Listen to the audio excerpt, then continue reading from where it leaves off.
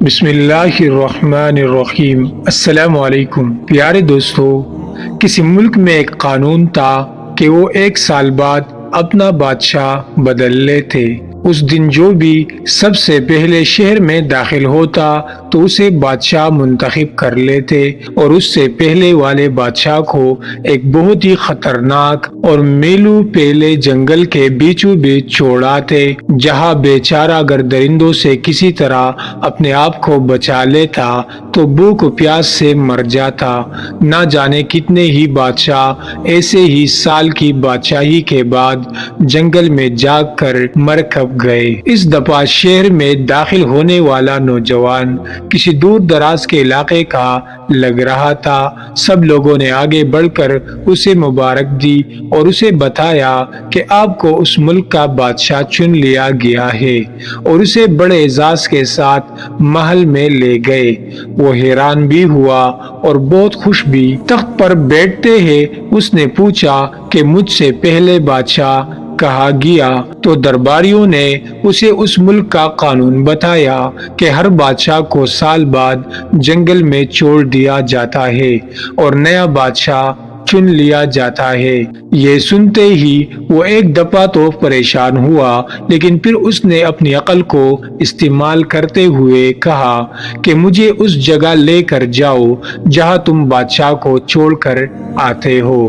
درباریوں نے سپاہیوں کو ساتھ لیا اور بادشاہ سلامت کو وہ جگہ دکھانے جنگل میں لے گئے۔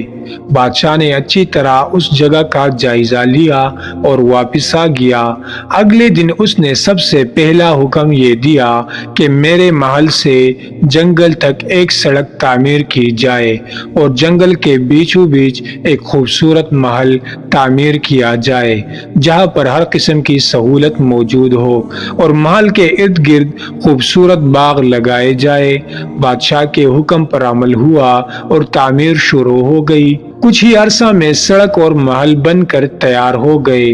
1 سال کے پورے ہوتے ہی بادشاہ نے درباریوں سے کہا کہ اپنی رسم پوری کرو اور مجھے وہاں چھوڑ آؤ جہاں مجھ سے پہلے بادشاہوں کو چھوڑ کر آتے تھے۔ درباریوں نے کہا کہ بادشاہ سلامت، آج سے یہ رسم ختم ہو گئی، کیونکہ ہمیں ایک عقل مند بادشاہ مل گیا ہے۔ وہاں تو ہم ان بے وقوف بادشاہوں کو چھوڑ کر آتے تھے جو 1 سال کی بادشاہی کے مزے میں باقی کی زندگی بھول جاتے اور اپنے لیے کوئی انتظام نہ کرتے، لیکن آپ نے عقل مندی کا مظاہرہ کیا کہ آگے کا خوب بندوبست فرما لیا۔ ہمیں ایسے ہی عقل مند بادشاہ کی ضرورت تھی۔ اب آپ آرام سے ساری زندگی ہم پر حکومت کریں۔ اب آپ لوگ سوچے کہ کچھ دن بعد ہمیں بھی یہ دنیا والے ایک ایسی جگہ چھوڑ آئیں گے، تو کیا ہم نے عقل مندی کا مظاہرہ کرتے ہوئے وہاں اپنا محل اور باغات تیار کر لیے گے یا نہیں، یا بیوقوف بن کر اسی چند روزہ زندگی کی مزوں میں لگے ہوئے ہیں اور ایک بہت لمبی زندگی برباد کر رہے ہیں؟ ذرا سوچئے کہ پھر پچھتانے کی مہلت نہیں ملے گی۔